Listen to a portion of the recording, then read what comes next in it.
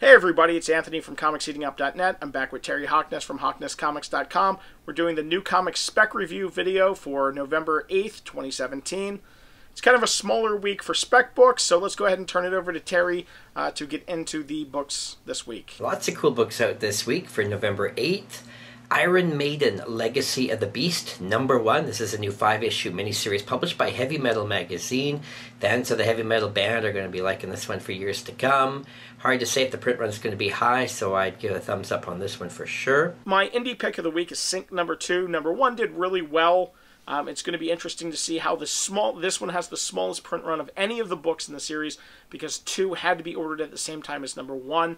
#1's retailers always order a little bit aggressively, and then they cut back for #2. But since #2 had to be ordered before #1 was, this will be the smallest printed book in the series. So grab 1 or 2, or at least know where a couple are for flipping.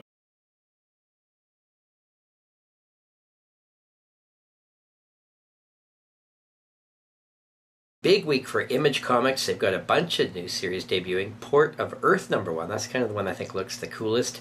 Also, Slots #1 has a second printing, and Slots #2 is out. So those are all potential books for Image that are going to sell out for sure. Image Comics gives us Coyotes #1. Now, I've had a chance to read this book. It's a really interesting book. It's very female perspective oriented, but that's fine. It deals with, and you don't know if they're real or not, but these coyotes that are chasing these young girls and bodies that keep turning up, and you're unsure whether or not these coyotes are metaphoric or anything else, but it's a really good read and worth checking out. Marvel continues their Legacy series, relaunching a bunch of their classic titles, not with #1 issues this time, but with original numbering. So we've got new issues of Master of Kung Fu, Moon Knight, and She-Hulk. Technically all #1 issues out this week, but they've got big numbers, which is kind of neat to see. It's always hard for me to pick Marvel books because I'm not a huge Marvel fan. I used to be, but for whatever reason, I lost interest in Marvel quite a few years ago.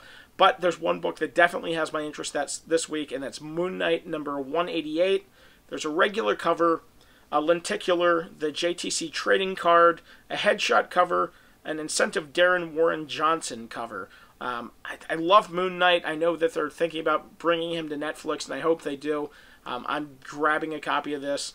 Love Moon Knight. I just hope it lives up to the last series. Also out this week, with great potential, Deuce of Hearts #1 is a new 5-issue miniseries from Vault Comics. Small indie publisher, going to be very small print run on this one, so this could be the surprise indie book of the week. Solar Flare Season 2 #1 comes out this week. I'm a huge Solar Flare fan.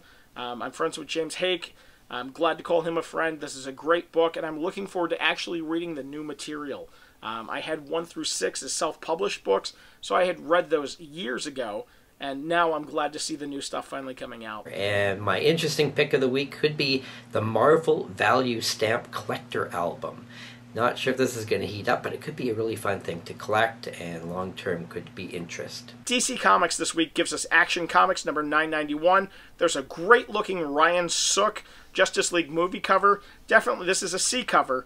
Definitely keep your eyes out for this one. I think this one could be good. DC also gives us Harley Quinn #31. Love Frank Cho, love his covers. I'm going to keep putting these on as long as he keeps doing these Harley covers. Of course, DC also releases Supergirl #15 with this great-looking art germ cover. This, by far, is his best work on this title yet.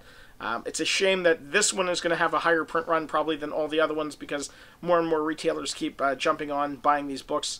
But it's still a great-looking cover and one that I want to have in my collection. And you can see how I rank everything else out this week on my chart where I rank all the books from 1 to 10. And usually everything else that I don't mention in this video gets a lower rating. But lots of cool reads out for sure. So that's it for us this week. If you're watching on YouTube, please give us a thumbs up. The thumbs up definitely help. Or leave us a comment. If you're watching on Facebook or ComicsEatingUp.net or Google Plus or anywhere else, feel free to give us a comment. Let us know what you're specking on. As always, we appreciate you guys and thank you for watching.